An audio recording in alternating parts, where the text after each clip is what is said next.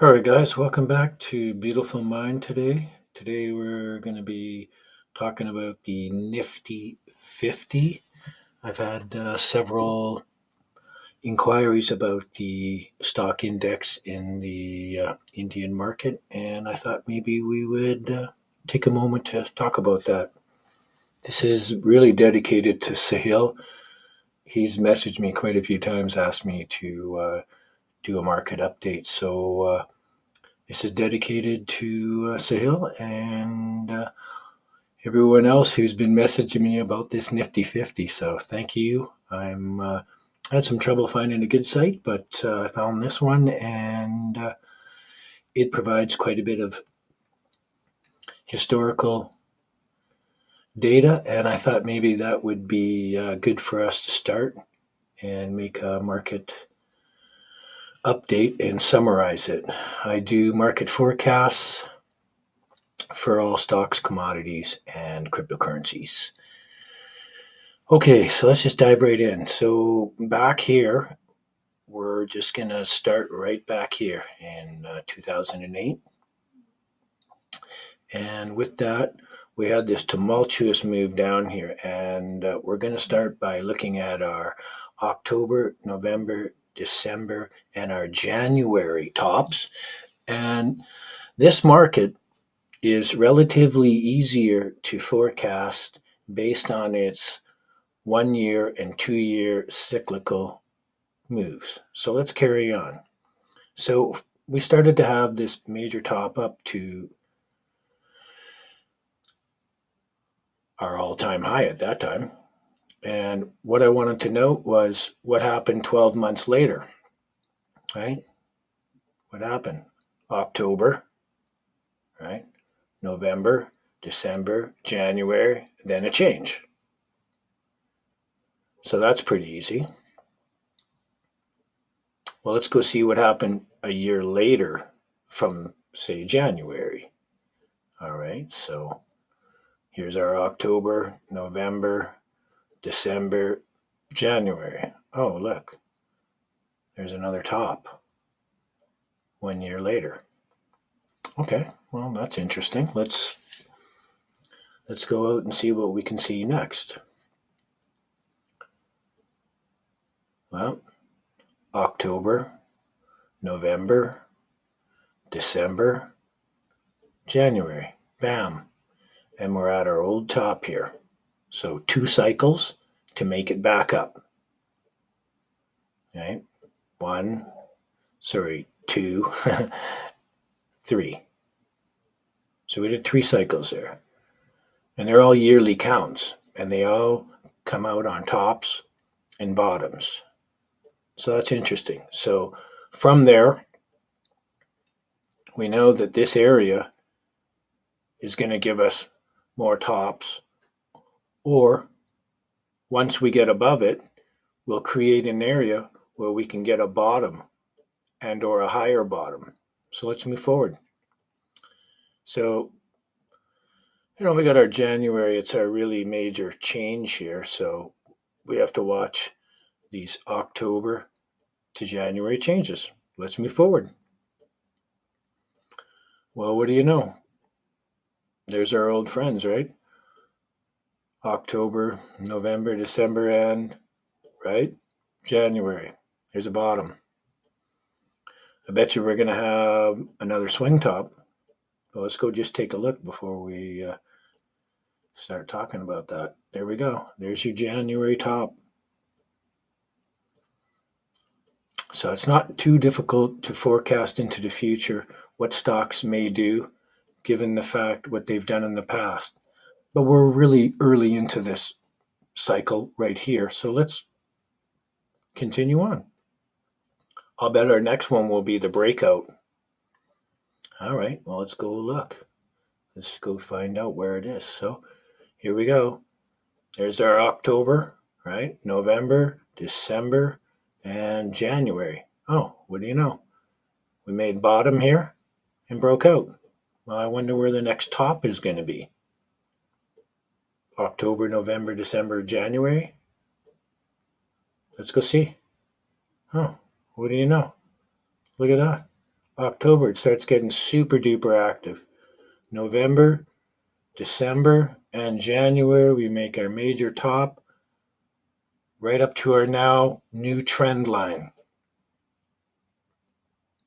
This is our new market vibration.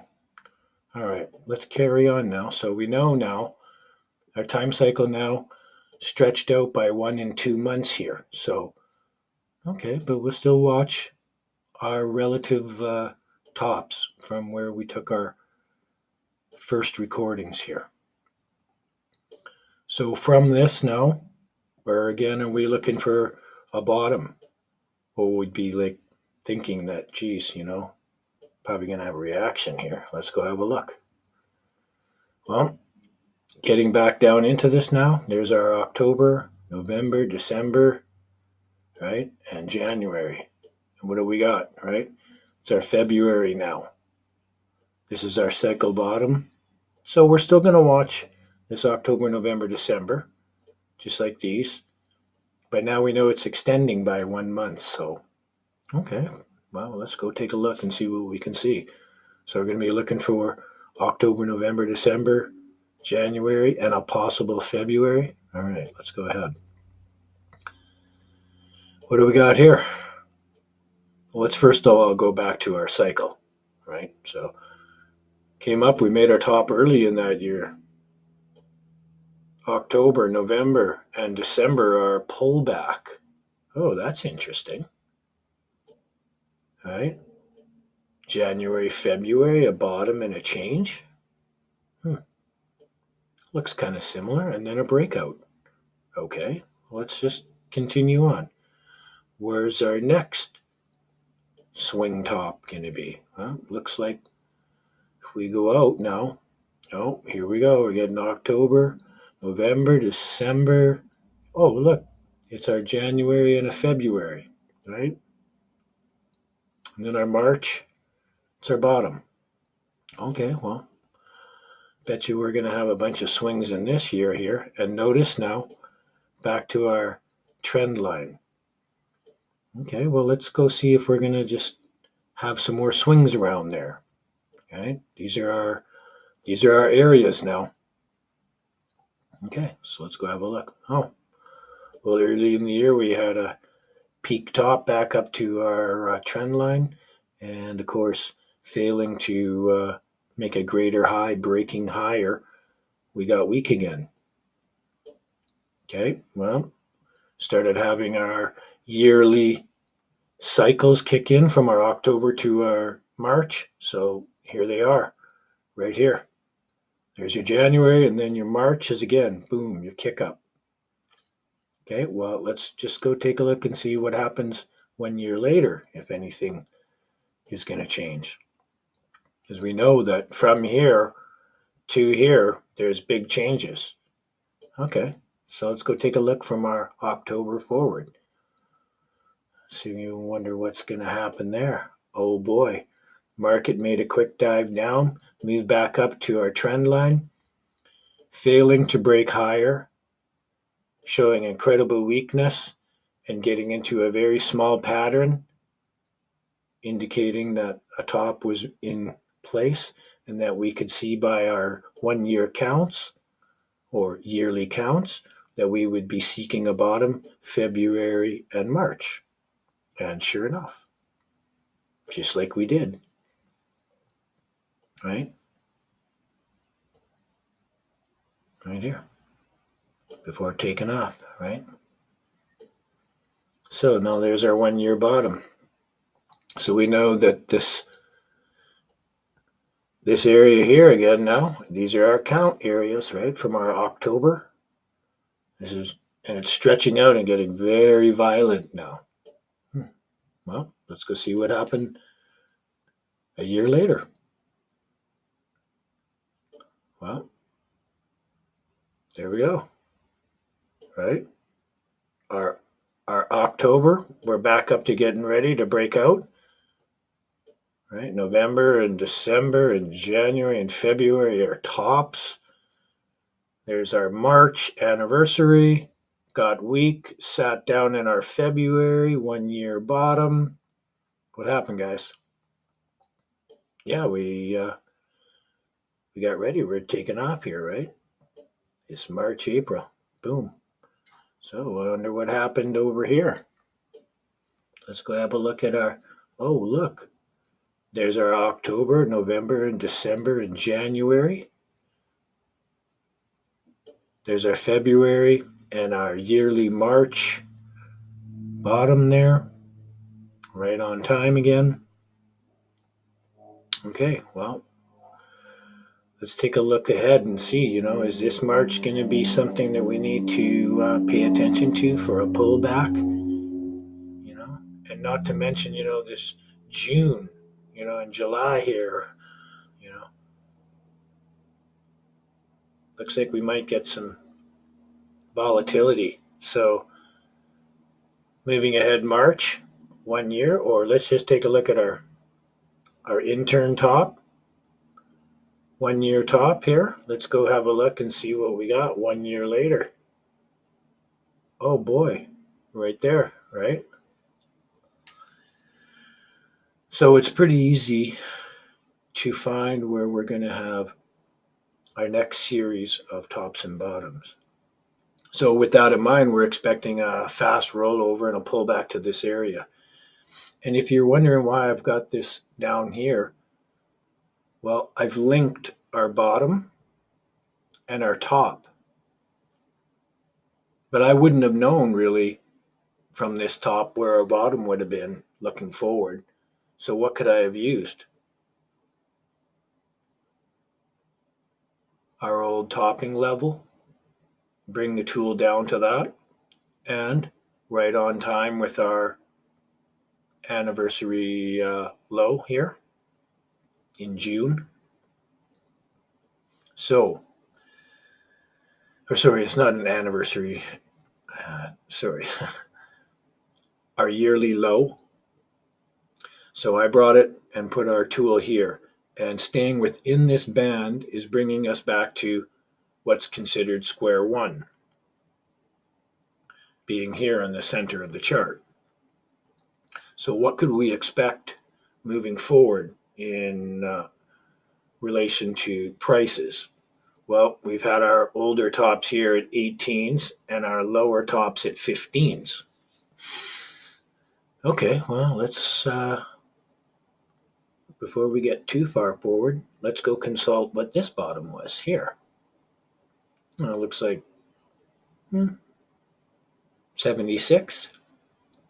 Okay, so let's go consult the square. 76, 77 is right here. This is a bottom. This is our top here, or perceived top here at 18, 19,000. So what would that take us to? Well, 1819 is directly opposite this bottom right here. Well, what's our pullback bottom for resistance? It's 15. All right. Where's 15?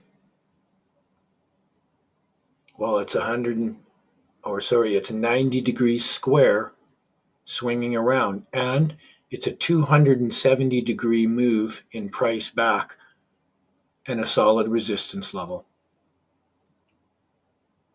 Okay, well, let's now go take a look at, well, let's just say 21, 22,000. Okay, so from 77 all the way up to our 1819, we're saying 22. Well, I wonder where 22 is. Well, let's go take a look for it. 22 just happens to be right down in this area right here. And it's just past our 77, and it's in an opposition with our old top here. So looking at that,